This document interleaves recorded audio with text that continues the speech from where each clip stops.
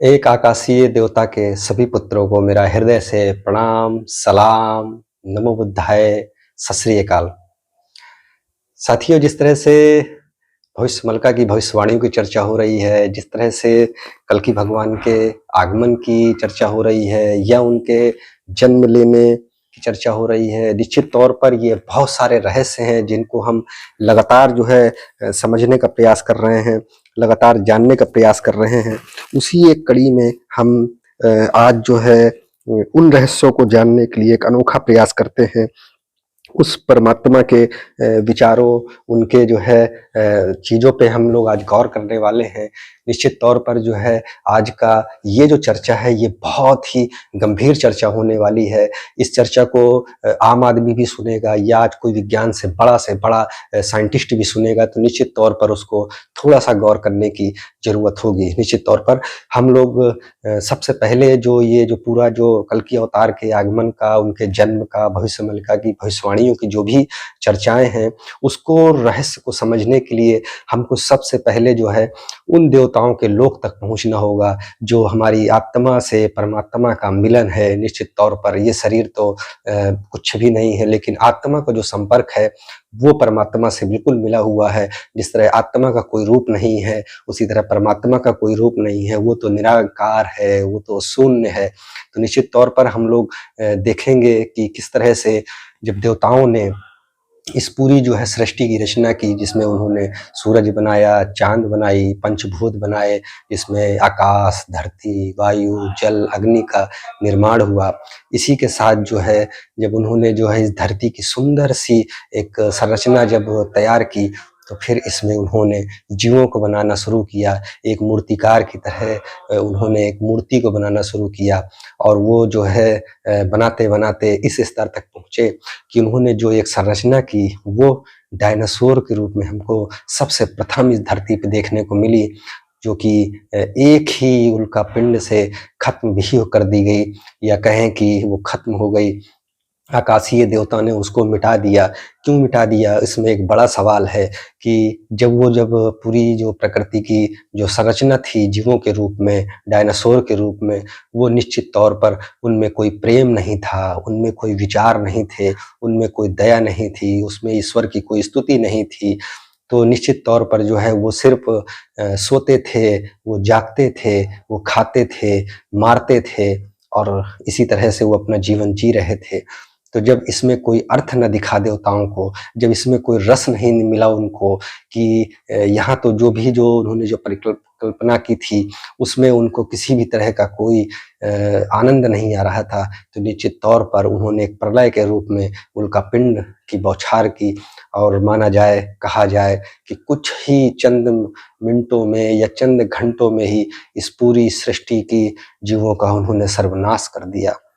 अब क्या है कि जब वो सारे डायनासोरों का अंत हो जाता है, तो निश्चित तौर पर जो आकाशीय देवताओं को जो समूह है, वहाँ पे वो सारे लोग देवताओं को भी पाप लग चुका है, देवताओं की भी अदालत में वो खड़े हो गए हैं, वहाँ भी उनकी जवाबदेही हो गई है, उनको जवाब देना पड़ रहा है।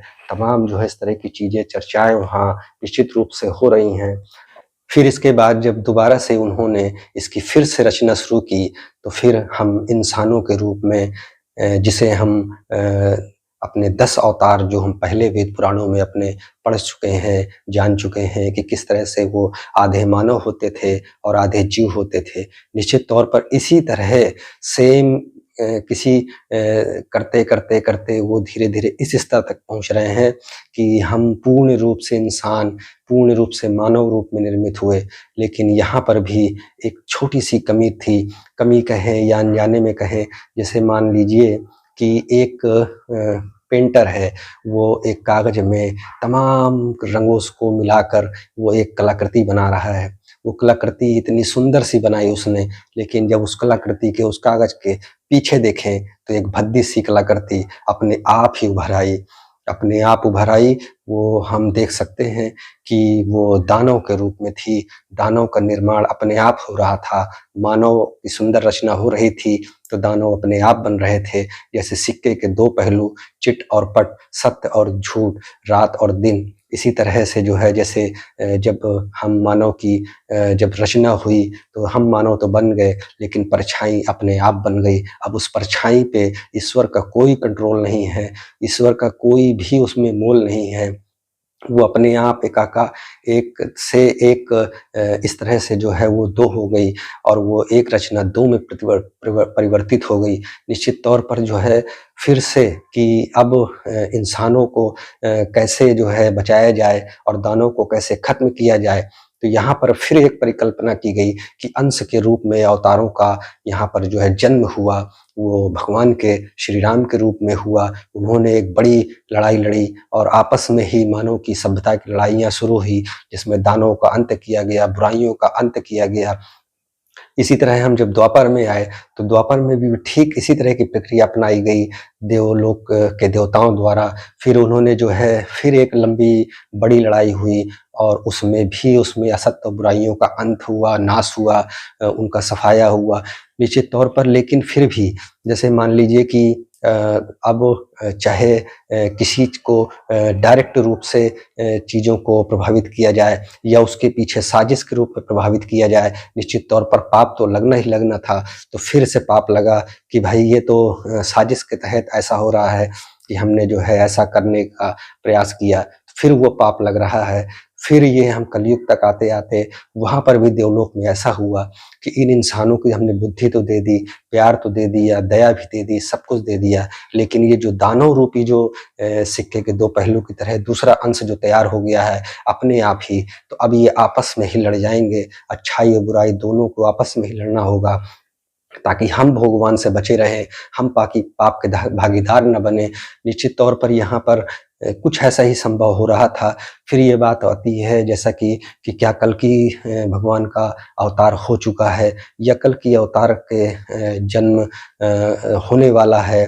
तो फिर यहाँ पर होता है यदि हो चुका है तो आखिर उनकी बाल लीलाएं हमको क्यों नहीं दिखती है? फिर से वो बुराइयों के अंत के लिए वो हमारे सामने अभी तक क्यों नहीं प्रकट हुए हैं? बहुत सारे मत थे कि वो उनका जन्म उत्तर प्रदेश के किसी गाँव में हुआ है, बहुत सारे मत थे कि उनका जन्म किसी उड़ीसा के गाँव में हुआ है। तो ऐसी तमाम रहस्यों पर जो है तमाम ज्ञाताओं ने जो है अपनी खोज दृष्टि डाली और वहाँ पर इसको जो है समझने का, सुलझाने का प्रयास किया। तो इन चीज़ों पे ये होता है कि जैसे भगवान श्री राम थे, भगवान श्री कृष्ण थे, हनुमान जी थे, प्रहलाद जी थे, उनकी बाल लीलाएँ ही देखने को मिल रही थी। बड़े से बड़े दानवों को, बड़े से बड़े बुराइयों को वो अपने बाल काल में ही समाप्त कर देते थे।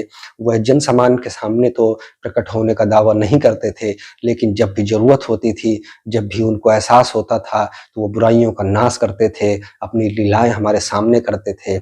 लेकिन वो अंश थे और उस अंश के पीछे कहीं न कहीं देवताओं का भी हाथ था, तो निश्चित तौर पर वो पाप लग रहा था। तो इस बार जब कलयुग में जब अथाह तरीके से अशक्तियाँ, दानव प्रवृत्तियाँ, तमाम तरह की जब सामने आई, तो फिर निर्णय वहाँ ये लिया जा रहा है कि वो कह रहे हैं कि अब ये मानव और दानव को आपस में ही लड़ लिया जाए, ये आपस में ही लड़ लेंगे। हमको किसी भी तरह का कोई भी अपना जो है इसमें भागीदार नहीं बनना है। ये ऐसे ही अपने में सफाया कर लेंगे, अपने ही आपस में लड़ जाएँगे, बीमारियों से, महामारी से, युद्धों से, लड़ाइयों से अपने आप को ही खत्म कर देंगे। तो इस बार जो है जो अवतार जो है उसको हम एक आदि पुरुष के रूप में जान सकते हैं। जैसा कि हम जानते हैं कि आज भी जो है हिमालय के पर्वतों में भगवान शंकर किसी एक गुफा में, किसी एक पहाड़ की कंदराओं में तपस्यारत हैं। हनुमान जी आज भी जीवित हैं, वो भी कहीं न कहीं तपस्या कर रहे हैं और एक वक़्त के आने का इंतज़ार कर रहे हैं। तो जो आदि मानव है, जो आदि पुरुष है, वो अपनी कलाओं को जागृत करने में लगे हैं। जैसा कि भगवान श्री राम के पास 14 कलाएँ थीं, श्री कृष्ण जी के पास 16 कलाएँ थीं, तो शायद इनसे भी आगे बढ़कर कुछ कलाओं को जागृत करने का वो आदि पुरुष, आदि मानव आज भी किसी पहाड़ में, अंधेरी किसी गुफ़ा में, चाहे वो ज़मीन के अंदर हो, चाहे वो पहाड़ के ऊपर हो, वो कहीं न कहीं पे अपनी सिद्धियों को प्राप्त करने में लगे हैं। और उनको उनका जो सीधा संबंध है मन की इंद्रियों से, आत्मा के संपर्क से, परमात्मा से जो भी उनका जो कॉन्टैक्ट है वो यहाँ पर देखने को मिल रहा है कि उनको साफ तरीके से आदेश है कि अब तुमको हमारा अंश तो मिलेगा, अंश तो मिल चुका है, शक्ति हम तुमको दे चुके हैं, लेकिन अभी इन शक्तियों को तुम और प्रबल करो, वक़्त नहीं आया है। वक़्त जो है तो इंसानों ने अपना खुद ला दिया है, ये खुद ही खत्म हो जाएँगे, ये खुद ही आपस में अपना सफाया कर लेंगे, ये खुद ही आन-पान, खान, दिनचर्या में उलझ कर, काम, क्रोध, मोह, माया में पड़कर ये खुद ही अपनी जीवन लीला, इह लीला को बर्बाद कर लेंगे, नष्ट कर लेंगे, अशांति कर लेंगे। तो इनको जब आपस में ही जब ये किसी तरह से अपने आप को जब खत्म करेंगे, तो जो दुनिया भर की जो अरबों-खरबों की जो है जो जनसंख्या है वो सीमित करोड़ों में रह जाएगी। जैसा कि भविष्यवाणिका में साफ स्तर पे लिखा है कि जब ये करोड़ों से कुछ करोड़ में रह जाएँगे, तब ये वहाँ पर न तो पैसा होगा, न तो कोई व्यापार होगा, न कोई काम होगा, सिर्फ़ लोग जीवन के लिए त्राहिमाम कर रहे होंगे। ऐसे में उस आदिमानव, उस आदि पुरुष का जो है प्रकट होना निश्चित होगा, बिल्कुल होगा। और फिर उनकी जो दिशा मार्ग जो लोगों को बताया जाएगा, तो वो ही सिर्फ़ एकमात्र ऐसे होंगे जिनके बताए हुए रूप को, बताए हुए मार्ग पे हमको चलना होगा। और अगर हम हमारी, चाहे आप इसको मजबूरी समझ लीजिए, चाहे इसको हमारी केवल वो ही सिर्फ़ एकमात्र लक्ष्य समझ लीजिए कि इसके अलावा हमारे पास कुछ भी नहीं होगा।